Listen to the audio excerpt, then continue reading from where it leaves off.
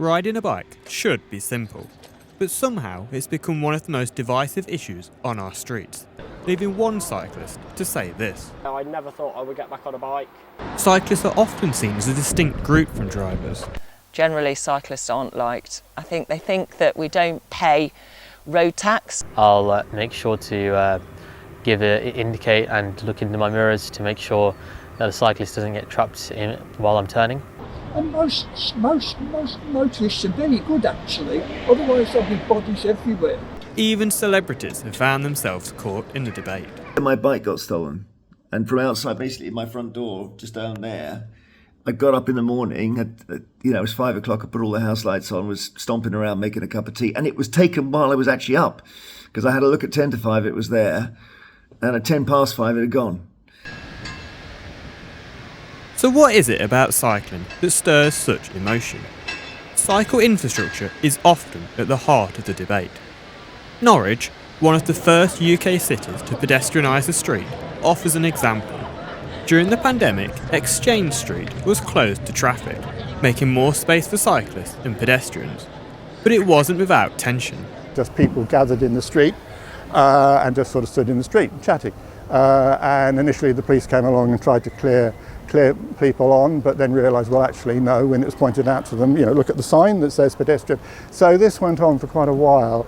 And in the end, so every 18 months or so, there was kind of a temporary traffic order that said, and in the end, when they came to renew it, the council decided, or the main man responsible for this, that they wouldn't renew it and they'd allow cars to go down there, which so wrong-headed. I think the reason he said was, it's dangerous for drivers because, he's seen drivers coming down there have to turn around. It's dangerous for them, poor drivers, so we'll open it. To the disappointment of the local cycling campaign, Norfolk County Council called the change part of emergency measures on an experimental basis. Meanwhile, Manchester City Council say that putting the right kind of infrastructure is central to our ambition, referencing a £70 million investment project. It's now one way for motor traffic, but there's a nice wide bi-directional cycle lane running all through this section of Deansgate. And that was a little bit controversial because people who like to drive around town don't like to see their driving access inhibited. People don't really like change. If people are used to driving both ways down a street whenever they want, they don't like to be told that they suddenly can't. The Alliance of British Drivers argue that it's pie in the sky trying to get everyone to cycle or use public transport everywhere. Bikes were successfully trialled on Metrolink trams for the first time, and there's plans to make this permanent in off-peak hours. So I think we need to get to a place where people don't see the city centre as somewhere to drive to or somewhere to drive through. It's somewhere that you drive around if you need to, or it's somewhere where you drive to the outskirts and then walk in, cycle in, or drive to a park and ride tram stop. What it's like to cycle varies between locations. Manchester was named European Capital of Cycling by ACS Europe last year, but not everyone supports new cycle lanes. The Alliance of British Drivers claim that not all road users benefit, saying drivers see millions spent on cycle lanes, many of them barely used, while roads remain full of potholes. They say motorists see cyclists as receiving preferential treatment. Of course you don't see cyclists because we can't be compared, for instance, with the number of cars on the road. And it's hard to compare also cycling with the number of pedestrians. I mean, I have been in sort of consultations where I've seen very angry residents say, I don't ever see any bikes on this cycle route. But that doesn't mean that they're not used. They're just used differently.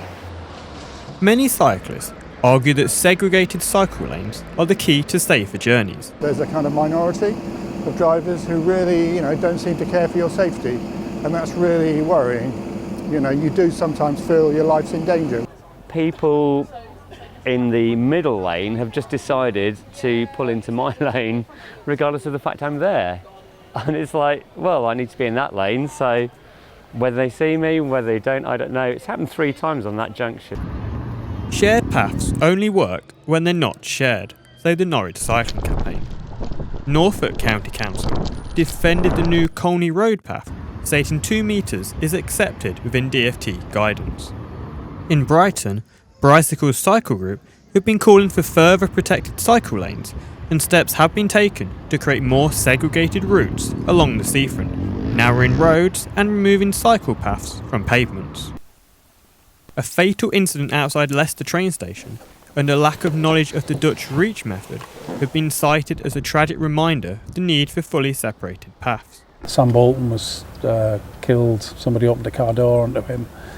He fell into a road and a fast moving vehicle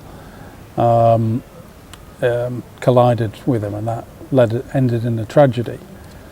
The family campaigned with the support of Leicester Critical Mass participants and other campaign groups in the city for much more significant changes outside the railway station. The scheme created single-way cycle tracks on each side of the road. It's the access to the station itself that is the issue, and whether it be taxis, whether it be people dropping off or whatever, it's just not the right environment at the moment. Generally working really well. The level of casualties has significantly gone down. The levels of people who are walking, cycling and catching the bus have significantly gone up. I think the cycling numbers tripled within 3-4 years of that scheme. Although just cycling through Leicester, it was wonderful cycling to the city centre. I never knew Leicester was so good, so cycle friendly in the town centre. Floating bus stops are another point of contention. The National Federation of the Blind, UK, calls them highly dangerous and not fit for purpose. Future installations of these are currently paused across the country. One person who won't be cycling in the city is Anthony. He was involved in a collision 5 years ago and hasn't cycled since, until today. A car had basically decided that they were going to overtake me and then slam on their brakes, coming to a complete stop, therefore forcing me to have only 3 choices. One of those was going straight across our side of the road onto gravel. The other one was to go straight over them, or the other one was to go across a hedge and then land in a field of grass, so that's the option I chose. These stories highlight the risks faced by cyclists. We have 3 people who now or have cycled with the group who have been in really serious accidents where cars have come up and taken them off. One person was, his wife was killed. The other 2 were rear end shunted. All 3 of them were drivers who should not have been driving. They were elderly and immediately handed in their licenses.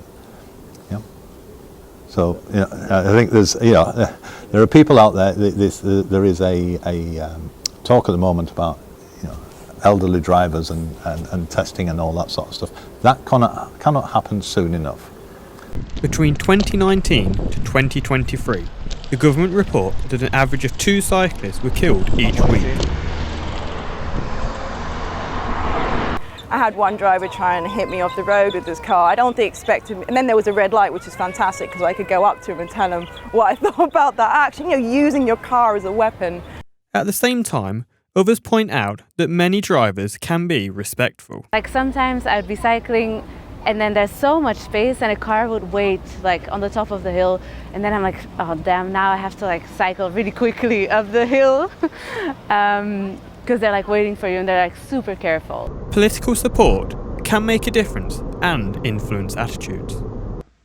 We've just had the spending review, and quite honestly the amount awarded to active travel is pathetic. It looks like it's actually a huge cut overall. The East Midlands Combined County Authority has, however, received £200 million in funding. The region's climate coalition are calling for much of it to be spent on cycle routes, such as Nottingham's new bridge over the Trent. If you live in the north of the city and you want to go north-south, there's very little decent cycle paths that allow that, and people have been campaigning for years for that to happen. The east-west route is so well used. I use it a lot more than I ever did cycling kind of east-west before now. And I would cycle to the north of the city more if I felt that there were safe routes to do so on. For some, the riding of couriers has become the face of cycling. There are clearly people who have other things on their mind when they're cycling. and being driven by time to make a delivery does tend to take their attention away from cycling. Plus the fact it'd help if they had some lights and some basic common sense. I don't think it's necessarily cycling knowledge. I think basic common sense would help. And they are the worst offenders, by far. I mean, whether it be red lights, whether it be driving without lights, without driving, all dressed in black. Just Eat states that its riders are expected to follow local laws and wear proper safety gear. Cycling generates strong opinions. In April, Jeremy Vine announced he'd stopped sharing cycling footage online after repeated backlash. The static every time I produced a cycling video was so enormous. It was racking up. Even a basic one would do about 80,000, 100,000. And then there was a lot of incoming. And I would kind of start initially with the idea of trying to rationally explain why, if you're a driver, you can't turn left across a cycle lane, because would you do that across a bus lane? I don't think so. But that got a bit exhausting. The trolling got exhausting. I also have a book out called Murder on Line 1, and I really thought I wanted to do some fictional murder, not some real-life road danger. In Nottingham, the City Council reports that the number of children learning to ride safely has nearly doubled since before COVID. Infrastructure, policy and public perception will remain key to this. Jeremy Vine's decision to stop sharing his rides and the backlash tied to the actions of a few delivery riders show how emotionally charged the debate can become. The reality is that many cyclists are also drivers. From potholes, traffic jams or poor infrastructure, all road users want reliable and safe ways to travel. It is a confidence boost which I've now had, and it's, I have missed it. Ultimately, it's not about cyclists versus drivers. It needs to be joint responsibility, driver and cyclists. The challenges remain in aligning public and political support.